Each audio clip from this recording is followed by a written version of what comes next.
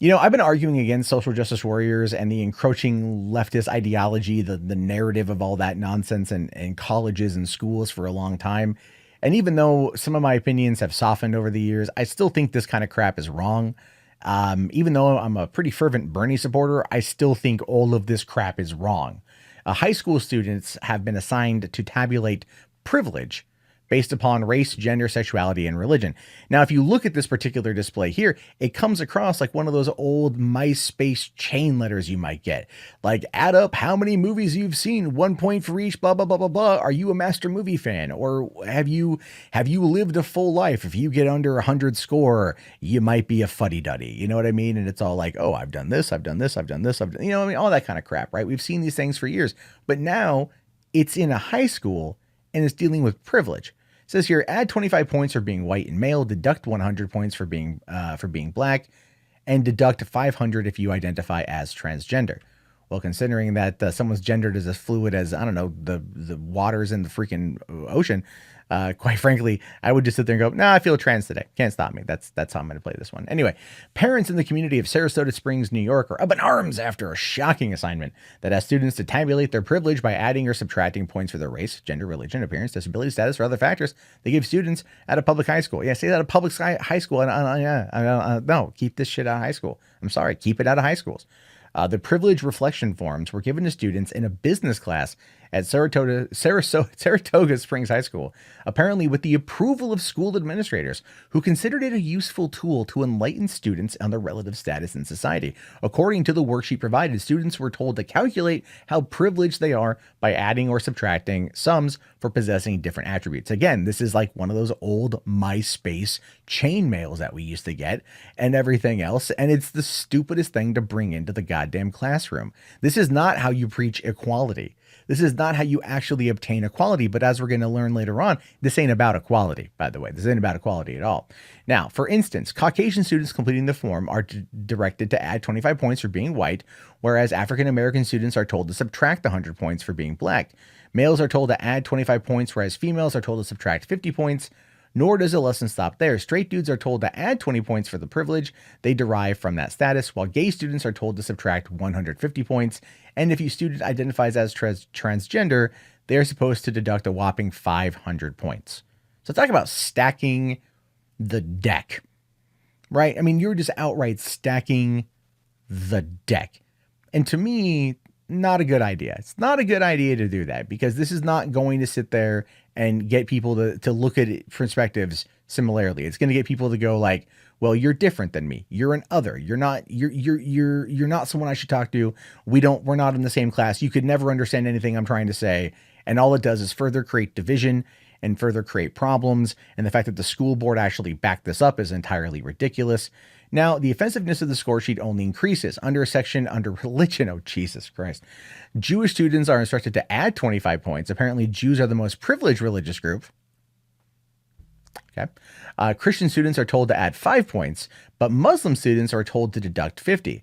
That is, unless a student is both black and Jewish, in which case they should deduct 25 points. As a note on the assignment specifies, students are also asked to rank their own appearance and add 10 points for having an attractive face, but to subtract 10 points if they are overweight and subtract 40 points if they are disfigured. The hell does that even mean? What the hell does that even mean? Do you have acne? You might be considered disfigured. Are you uncircumcised? You might be considered disfigured. I got no idea.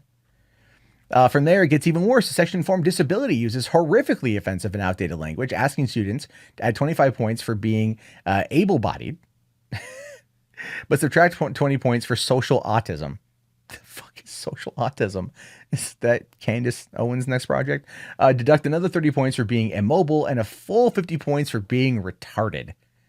Oh, anyone who put this out there is clearly already retarded. A diagram at the bottom of the form explains that students who score 50 to 100 should consider themselves privileged, while those scoring in excess of 100 are very privileged and should check their privilege status daily. By contrast, those scoring less than 100 or less are very disprivileged, if that's even a word, which it's not. But anyway, if you identify as trans, you automatically come across as very disprivileged. Parent Michelle King, whose daughter received a scorecard in class, called it absolutely offensive and appalling. It's ridiculous and stupid. I wouldn't call it offensive and appalling. It's just ridiculous and stupid. Don't go overboard on the hyperbole here, Michelle. Call it what it is. Stupid. And it shouldn't be in classes, but to be like, it's absolutely offensive and appalling. Rein it in a little bit. Just scale it back. It's dumb. But then again, I've been at this game for a long time, so my tolerance level for what is considered offensive and appalling is really, really low. She says here, I cannot comprehend as a parent whose child, whose daughter, whose handed this, how anyone could say this was acceptable. I actually agree with her on that front.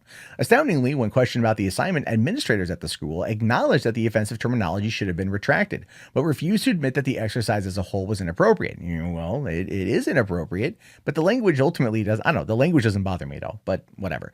School district spokesperson Mara Manny said that the privilege scorecard had been discussed at a recent faculty meeting, along with other potential activities for students. Manny also released a prepared statement about the lesson, which said, our school district continues to champion efforts fostering and facilitating growth in becoming a culturally competent school community. It also highlighted the district's belief in equity of opportunity. Now, it's equity of opportunity you need to pay attention to. Okay, remember I mentioned earlier talking about like trying to bring us all together and like equality and shit, right? We're all basically equal people despite our differences. This is where the equity comes in. There's equity of opportunity, not equality of opportunity. This is the problem. When we start trying to put one group over another because they're trying to make up for past sins, I don't know.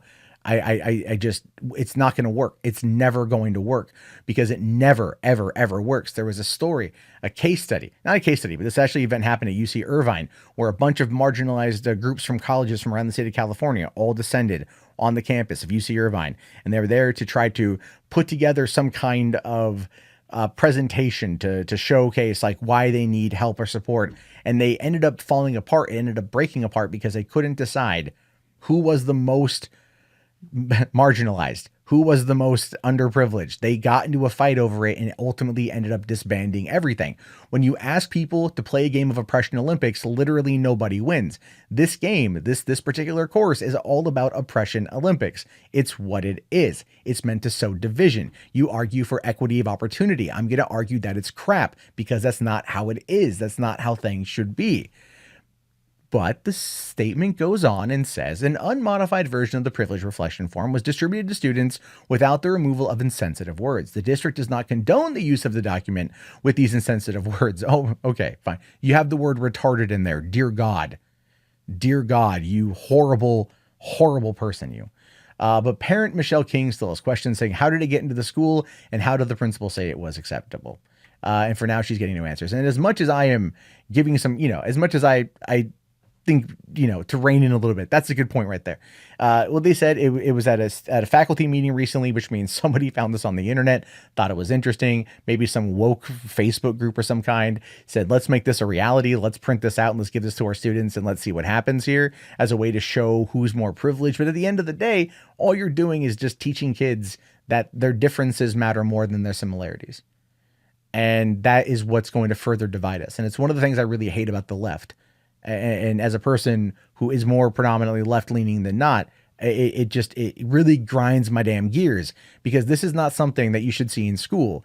This is something you would do for stupid fun on MySpace or on Facebook or on social media, and that's where it should stay. When the crap that gets created in those forums and ends up making its way as to being an actual lesson plan approved by the school administration, quite frankly, heads need to roll for this. People need to be fired because this is not how you should be teaching kids. This is creating division, and division that's going to stick with them when they go into college in their formidable years and then into real life. You are literally setting them all up for failure because you're making them all play the game of Oppression Olympics. This shit is not Game of Thrones. Stop making it Game of Thrones. We don't need to act like we're all different from one another. We should embrace our differences and also embrace our similarities. Realize that we're all human. If you cut us, we bleed. We all share the same planet. We all pretty much want the same thing, just to be secure in our life, have a job, have a career, have a family, have a home, have securities, whatever. And we should be trying to build up a togetherness out of that rather than trying to sow division. And this is just the stupidest damn thing I've seen in a long time. And I could not talk about it. Saratoga Springs, New York, you all suck and you all need to basically lose your damn jobs over this because you're not qualified to teach anyone. Period. But your thoughts, your opinions, write them down below. I'll talk to you guys later. Have a good day and peace out.